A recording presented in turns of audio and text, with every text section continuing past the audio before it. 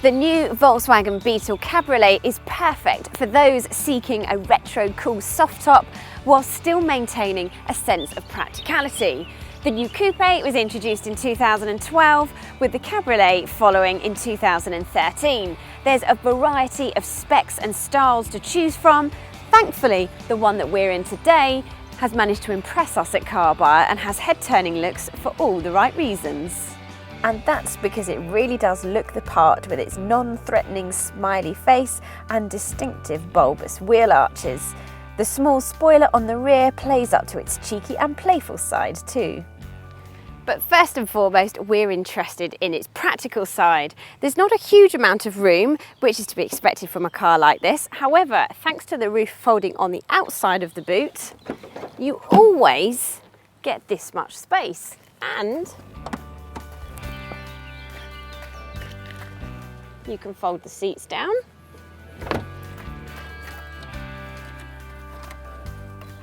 This might look like a strange contraption, but I'll show you what this does in a minute.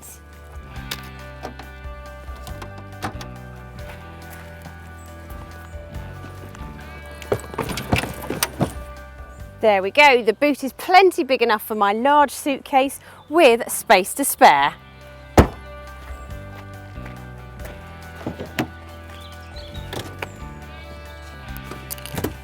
Although slightly cramped for leg room, these seats are good for occasional use, and I have all the headroom I could wish for.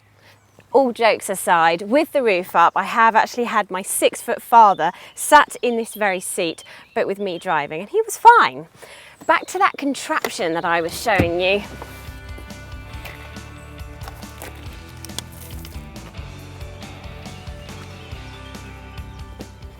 Which is an easy to fit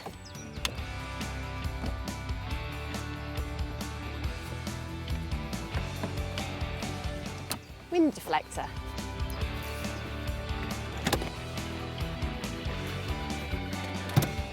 The first thing I noticed when I got in this car was the combination of different tones. There's some tasteful, shiny painted trim here, soft touch materials, which overall give it a good quality feel. The retro theme that we saw on the outside is very much present in here as well.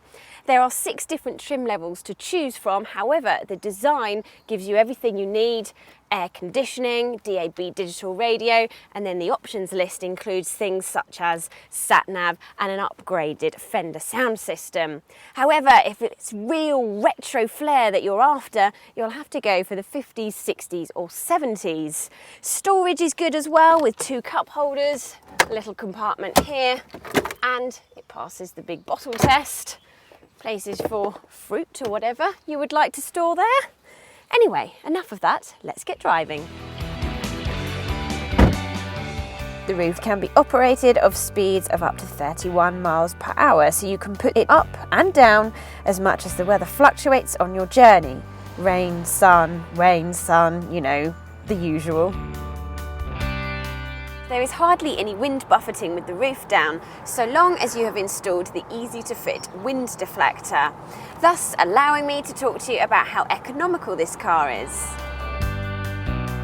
As expected, there are a number of petrol and diesel engines to choose from. However, the most economical is the 1.6 Blue Motion diesel, and that returns a claimed figure of 62.8 miles to the gallon and emits just 118 grams per kilometre of CO2.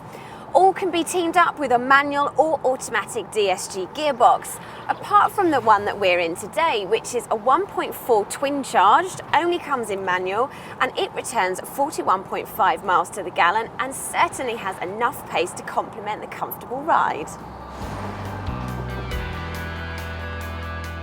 And that brings me on to the Beetle's downsides. While it drives much better than the outgoing model due to the fact that it shares the same platform as the previous generation Golf and is just as much fun as the Coupe thanks to some extra bracing, it isn't quite as much fun as the smaller mini convertible. The biggest sour grape though in the Beetle fruit bowl has to be the price. It is £2,000 more expensive than the mini convertible, and that's quite a lot.